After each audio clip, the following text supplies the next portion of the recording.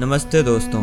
कल की movie Indian cinema की एक ऐसी मूवी है जिसको हमारे लिए इमेजिन करना भी मुश्किल सा लगता था। जहाँ तक मुझे याद है, जब मैंने एवेंजर्स एंड गेम देखी थी तो मैं महाभारत के स्केल के बारे में सोचा करता था कि क्या हो अगर कोई महाभारत की बैटल का पूरा स्केल दिखा सके। लेकिन इंडियन सिनेमा के लिए ये एक इम्पॉसिबल सी चीज़ थी। लेकिन कल की मूवी देखने के बाद ये बात तो कंफर्म हो चुकी है कि हमारे लोग भी कम बजट में कुछ ऐसा बना सकते हैं जिसका रिस्क लेने का कोई सोचना भी नहीं चाहता होगा। तो चलिए कल की मूवी का स्पॉइलर फ्री रिव्यू स्टार्ट करते हैं। कल की इज़ नथिंग शॉर्ट ऑफ, अबे ये क्या लिखा है?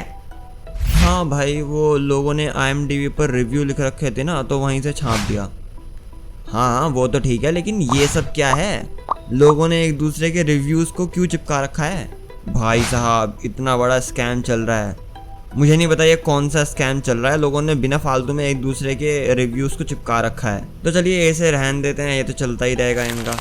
हाँ, तो हम एक्टिंग की बात कर लेते हैं। प्रभास की एंट्री क्रिंज थी, सच में बहुत क्रिंज थी। मुझे बिल्कुल घंटा फर्क नहीं पड़ता उसकी एंडिंग से। चुपचाप से मूवी दिखाना चाहिए था।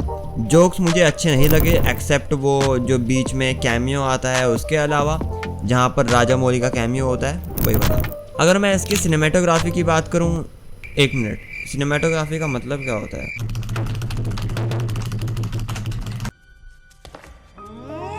अच्छा, ये मतलब होता है। हाँ, तो इसकी सिनेमेटोग्राफी बहुत बढ़िया है। अगर मैं एग्जांपल देकर बताऊं तो जब भैरवा के मुंह पर सूरज की रोशनी पड़ती है, अबे चलना, ये सिनेमेटोग्राफी थोड़ा ना होती है। अच्छा, ये सिनेमेटोग्राफी नहीं होती? ओके ठीक है। हाँ, तो इसकी सिनेमेटोग्राफी बहुत अच्छी है। वो जो क्लोजअप शॉट था ना, वो बहुत बढ़िया था। वो जब अश्वत्थामा का रिवील होता है। अरे भाई, ये सिनेमेटोग्राफी नहीं होती है। तो क्या होती है सिनेमेटोग्राफी? मुझे नहीं पता। बाकी सच बताऊं तो फाइट वाले सीन में इसके साउंड डिज़ाइन में बिल्कुल पैसा खर्च नहीं किया गया है, बस महाभारत वाले सीन्स के अलावा। बाकी मैं एक्टिंग के लिए तो कुछ कहूँगा नहीं। एक पॉइंट पे तो दीपिका पादुकोण का वो एस्केप करने वाला सीन बहुत अच्छा लगा था। लेकिन अगर आपने गेम ऑफ थ्रोन्स देखी होगी और उसमें जब डेनेरियस टारगेरियन आगे से निकल कर आती हैं आग में से, तो उससे कुछ ऐसा फील होता है कि ये स्पेशल है और बाकी सारे लोग भी उसे एक गॉड की तरह पूजने लग जाते हैं। और मुझे पता है कि उस वाले GOT के उस सीन में क्या होता है, लेकिन जो लोग इसे गलत तरीके से देखेंगे तो उनका तो कुछ नहीं किया जा सकता। तो हाँ, वहीं से यहाँ का इंस्पिरेशन उठाया गया है। लेकिन यहाँ पर होता क्या है, जब आग दीपिका पादुकोण के सामने आती है तो हवा की वजह से पलट जाती है। वो इसीलिए होता है क्योंकि उसके पेट में कल्कि भगवान का अवतार है। बाकी पूरी मूवी को अश्वत्थामा ने होल्ड किया हुआ था और ये देखकर तो आपको पता चल गया होगा कि क्यों अमिताभ बच्चन इतना बिगेस्ट एक्टर है। खैर, मेरा स्पॉइलर फ्री रिव्यू यहीं ख़त्म होता है। इसके आगे से मैं बहुत सारे स्पॉइलर की बात करने वाला हूँ, तो प्लीज़ मैं आपको पहले ही वार्निंग दे रहा हूँ, फिर ये मत बोलना कि बाद में बताया नहीं था। सबसे पहले मैं आपको इस मूवी के पहली मिस्टेक बताता हूँ। तो मूवी में कल्कि अवतार के वाइट हॉर्स पे आने का मतलब ये बताया गया था कि the white horse here refers to his birth star, the खड़ग Ashwini star that appears once in every 6000 years.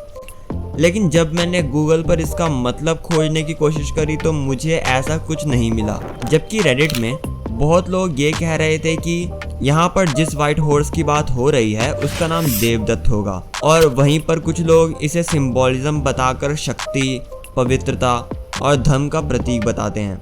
अलग वेबसाइट में मैं गया तो वहाँ पर लोगों ने इसके अलग अलग मतलब बता रखे थे।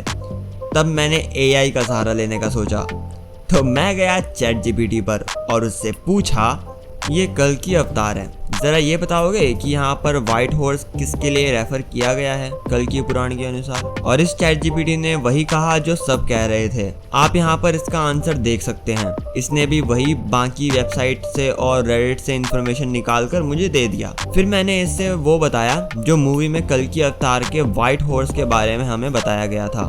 खड़ग अश्विनी स्टार हर 6000 साल में एक बार प्रकट होता है।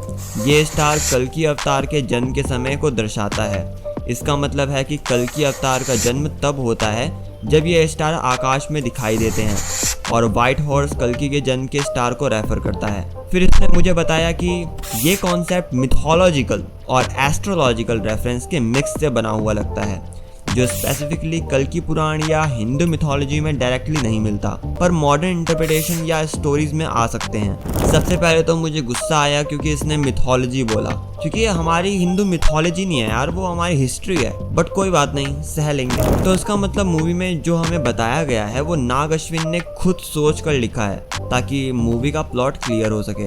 बट तब भी व्हाइट हॉर्स का नाम देवदत्त है, इस फैक्ट को भी इंक्लूड करना चाहिए था, तो इसीलिए मैं इसे एक मिस्टेक मानता हूँ। अब बात करते हैं दूसरी मिस्टेक के बारे में। तो देखो, हर कहानी के अंदर हम हर चीज़ें मेन कैरेक्टर के पॉइंट ऑफ व्यू से दिखाते हैं, मतलब ऐसा कोई ज़रूरी नहीं है, लेकिन जब हमें फर्स्ट टाइम शंबाला दिखाया जाता है तो अश्वत्थामा के साथ दिखाया जाता है कि हाँ भाई, ये शंबाला एक फोर्स फील्ड से प्रोटेक्टेड है।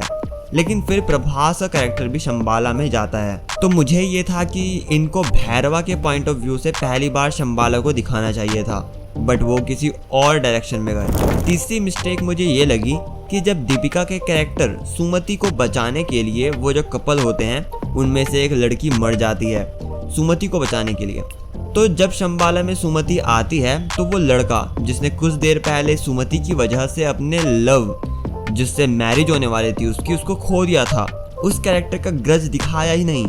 बस इतना दिखाया कि सुमति की तरफ वो बस एक बार देखता है और उसके बाद वो कहाँ चला गया पता नहीं। तो इसमें मुझे ये लगा कि उन्होंने अगर उस कैरेक्टर को बिल्ड करने में टाइम दिया है तो आगे जाकर उसको वेस्ट क्यों करा, मतलब उसने आगे जाकर कोई सिग्निफिकेंस होल्ड ही नहीं करा।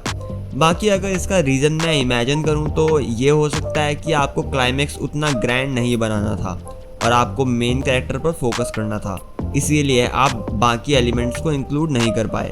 लेकिन फिर ये भी सवाल उठता है कि फिर वहाँ पर आपने इसको सेटअप करने में टाइम वेस्ट ही क्यों करा।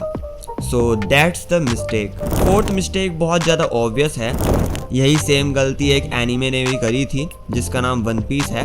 कहानी इतने आगे तक पहुँच चुकी है और हमें यही नहीं पता कि वन पीस का ट्रेजर कहाँ है। उसी तरह से सबको ये तो पता था कि कल की मूवी हमें प्रोजेक्ट के बारे में बताएगी, लेकिन पूरी मूवी खत्म हो गई, एक न्यू सिनेमैटिक यूनिवर्स की अनाउंसमेंट भी कर दी, बट प्रोजेक्ट के क्या है हमें अभी तक इसके बारे में नहीं पता। आप कमेंट्स में बताओ कि प्रोजेक्ट के क्या है। और अब आते हैं हम मूवी के लास्ट मिस्टेक पर, जिसके अंदर टोटल 5 मिस्टेक्स हैं। पहला, परशुराम कहाँ है जो कि कल्कि अवतार को ट्रेन करेंगे।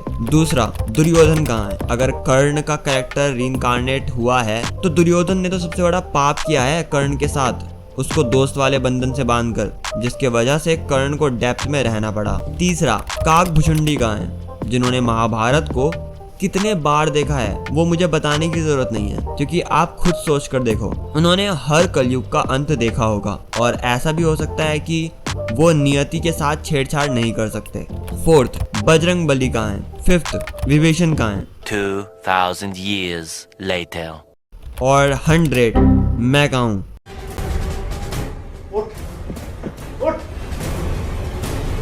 निकल यहाँ से, निकल। Prabhas is a good actor, बस आपको उनसे काम निकलवाना आना चाहिए। सुन रहे हो ना ओम राउत। और कलयुग तो आ ही चुका है, क्योंकि एकता कपूर की महाभारत ने सबका ब्रेन वॉश कर दिया है। अगर किसी को पता हो तो कल की मूवी में बोला गया था कि अर्जुन से भी शक्तिशाली कर्ण है, जो ऑफ कोर्स है भी, बट बिकॉज ऑफ कर्ण के कवच और कुंडल और उनके पास कुछ ऐसे अस्त्र थे जो कि अर्जुन को वन शॉट कर सकते थे, बट स्टिल अर्जुन धनुर्विद्या में माहिर था, इसी वजह से कर्ण से ज़्यादा बेहतर अर्जुन है। बट स्टिल आपको ये नहीं भूलना चाहिए कि अश्वत्थामा का पर्सपेक्टिव है कि वो मानता है कि अर्जुन से बेहतर कर्ण है। तो जहाँ तक मुझे लगता है नाग अश्विन का ऐसा कोई इंटेंशन नहीं था, बट फिर भी यार कर्ण के लिए बहुत लोग अभी भी बेचारा फील करते हैं, जबकि हमें पता है महाभारत के महाकाव्य में ऐसा कुछ नहीं लिखा हुआ है। जब दुर्योधन ने पांडवों का महल जलाया तब कर्ण को उसे रोकना चाहिए था। जब दुर्योधन ने भरी सभा में द्रौपदी वस्त्रहरण किया तब कर्ण को उसे रोकना चाहिए था। जब दुर्योधन सत्ता के लालच में अपने भाइयों को मारने चला था तब कर्ण को उसे रोकना चाहिए था। बस उस टाइम पर लोगों ने मैनिपुलेट करने की कोशिश करी है हमारे वेदों में छेड़छाड़ करके। तो आज की वीडियो में इतना ही। मैं मिलता हूँ आपसे नेक्स्ट वीडियो में एक और कल्कि की वीडियो के साथ। तब तक के लिए यहाँ तक वीडियो देखने के लिए धन्यवाद और जय श्री राम।